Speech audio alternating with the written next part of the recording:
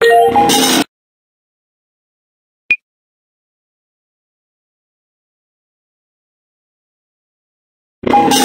dan fungsi akar. Akar merupakan bagian penting tumbuhan yang ada di dalam tanah. Namun, ada beberapa tumbuhan yang memiliki akar yang tumbuh di atas tanah. Selama tumbuhan tersebut masih hidup, akar terus mengalami pertambahan. Akar berasal dari calon akar atau radikula yang terdapat pada embrio atau lembaga dari biji. Umumnya, pertumbuhan akar lebih lambat daripada pertumbuhan batang. Pertumbuhan akar dikontrol oleh aktivitas meristem apikal ujung akar.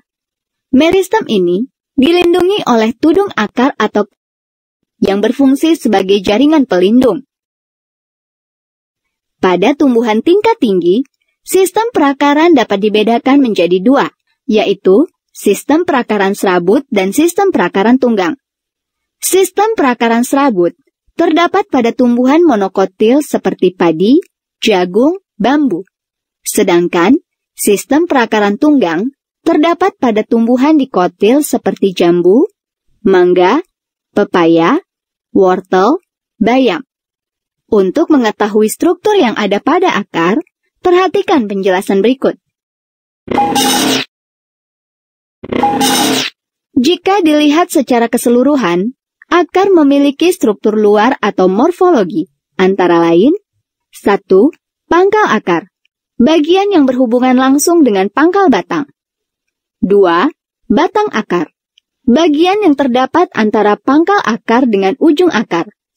3. Cabang akar, akar yang langsung keluar dari bagian akar pokok dan mungkin dapat membentuk percabangan lagi. 4. Serabut akar, akar-akar kecil yang halus dan berbentuk serabut biasanya terdapat pada ujung-ujung percabangan akar. 5. Ujung akar, bagian yang paling ujung dari akar. Bagian ini adalah bagian yang muda dari keseluruhan akar.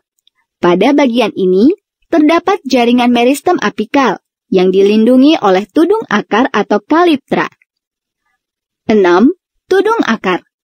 Bagian ini terletak pada ujung akar atau kaliptra. Kaliptra berfungsi menentukan arah pertumbuhan akar sesuai dengan pengaruh gaya gravitasi bumi. Akar dikelompokkan menjadi 3 bagian yaitu 1. Daerah pembelahan sel, terletak di belakang tudung akar. Daerah ini terdapat sel-sel meristem yang selalu aktif membelah. 2. Daerah pemanjangan, terletak di belakang meristem apikal. Pada daerah ini, sel-sel yang telah membelah mengalami pemanjangan. 3. Daerah diferensiasi, terletak di belakang daerah pemanjangan. Sel-sel yang sudah memanjang mengalami diferensiasi menjadi jaringan-jaringan yang sudah memiliki fungsi yang khusus. Misalnya, mulai terbentuk rambut akar oleh sel-sel epidermis. Struktur anatomi akar. Struktur anatomi akar dari urutan terluar ke dalam yaitu epidermis, korteks, dan silinder pusat atau stele. A. Epidermis. Sel-sel epidermis akar berbentuk pipih, berdinding tipis. Pada daerah dekat ujung akar, sel-sel epidermis ini termodifikasi menjadi rambut akar atau bulu akar.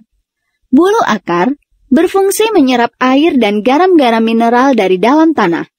Bulu akar memperluas permukaan akar. B. Korteks. Korteks merupakan daerah antara epidermis dengan silinder pusat. Korteks terdiri dari sel-sel parenkim yang berdinding tipis dan terdapat ruang-ruang antar sel.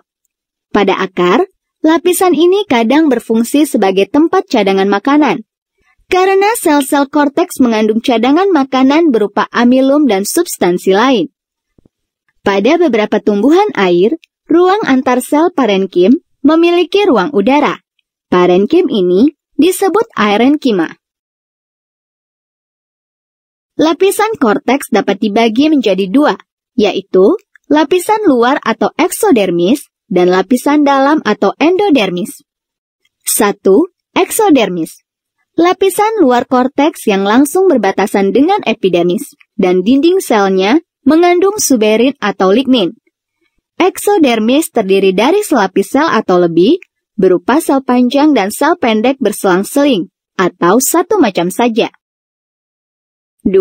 Endodermis. Bagian sebelah dalam dari korteks yang terdiri dari satu lapis sel dengan dinding sel tebal yang mengandung lilin atau suberin dan lignin. Penebalan pada dinding sel endodermis membentuk rangkaian berbentuk pita yang disebut pita Kaspari. Pita Kaspari mencegah air masuk melintasi dinding sel. Endodermis terletak di antara silinder pusat dan korteks. Untuk masuk ke silinder pusat, air melalui endodermis yang dindingnya tidak menebal, yang disebut sel peresap. Endodermis merupakan jaringan yang dapat mengatur lalu lintas zat ke dalam pembuluh akar.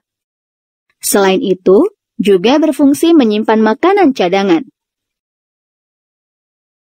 C. Silinder pusat atau stele. Di sebelah dalam endodermis, terdapat daerah silinder pusat.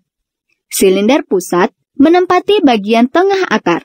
Silinder pusat akar tersusun oleh jaringan xilem, floem, dan perisikl. Xilem dan floem merupakan berkas pembuluh angkut yang terletak di sebelah dalam perisikl. Di antara xilem dan floem terdapat kambium. Xilem terdapat di bawah kambium dan floem terletak di atas kambium. Kambium menyebabkan pertumbuhan sekunder yang mengakibatkan batang semakin membesar ke samping. Pada monokotil tidak terdapat kambium. Oleh karena itu, pada tumbuhan monokotil tidak terdapat pertumbuhan sekunder berupa batang membesar dan mengeras. Sedangkan, perisikl merupakan lapisan terluar dari silinder pusat yang terdiri dari satu atau beberapa lapisan sel, dan berfungsi dalam pertumbuhan sekunder dan pertumbuhan akar ke samping. Perisikl akan berkembang membentuk kambium dan jari-jari empulur. Empulur merupakan jaringan parenkim yang berada di bagian pusat akar atau batang. Pada akar tumbuhan monokotil terdapat empulur, sedangkan pada akar tumbuhan dikotil tidak terdapat empulur. Pada tumbuhan monokotil, xilem primer terletak berselang-seling dengan floem primer, dengan letak xilem lebih ke dalam dari floem. Sedangkan pada tumbuhan dikotil, xilem terletak di pusat akar dan berbentuk seperti bintang. Untuk mengetahui lebih jelas perbedaan antara akar tumbuhan monokotil dan dikotil, perhatikan tabel berikut. Berdasarkan sistem akar, tumbuhan monokotil mempunyai akar serabut, sedangkan tumbuhan dikotil berakar tunggang. Berdasarkan sistem anatomi, pada tumbuhan monokotil, batas antara ujung akar dengan kaliptra jelas, sedangkan pada tumbuhan dikotil, batas antara ujung akar dengan kaliptra tidak jelas.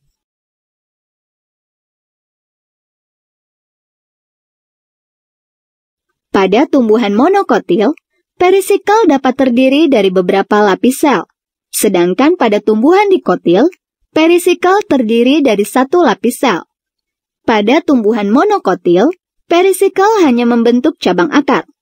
Sedangkan pada tumbuhan dikotil, perisikl membentuk cabang akar dan dapat membentuk meristem sekunder seperti kambium dan kambium gabus. Pada tumbuhan monokotil, letak berkas pengangkut antara xilem dan floem pada akar tua tetap berselang-seling. Sedangkan, pada tumbuhan dikotil, letak berkas pengangkut pada akar sekunder bersifat kolateral. Xilem di dalam dan floem di luar.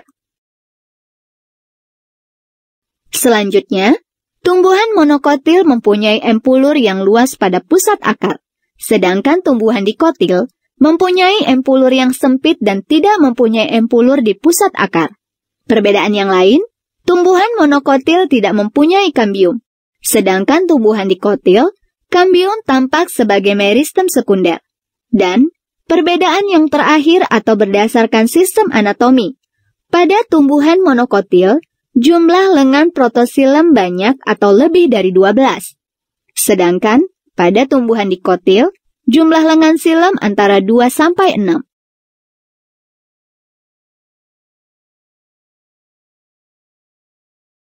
Akar bagi tumbuhan tentunya sangat bermanfaat, di antaranya sebagai berikut.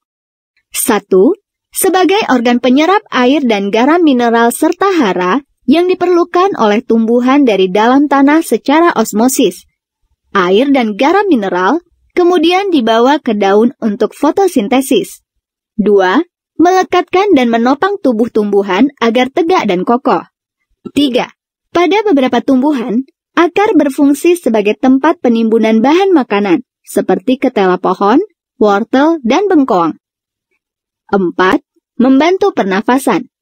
Oksigen dapat masuk melalui akar secara difusi. Beberapa tumbuhan memiliki akar nafas, seperti pada tumbuhan bakau.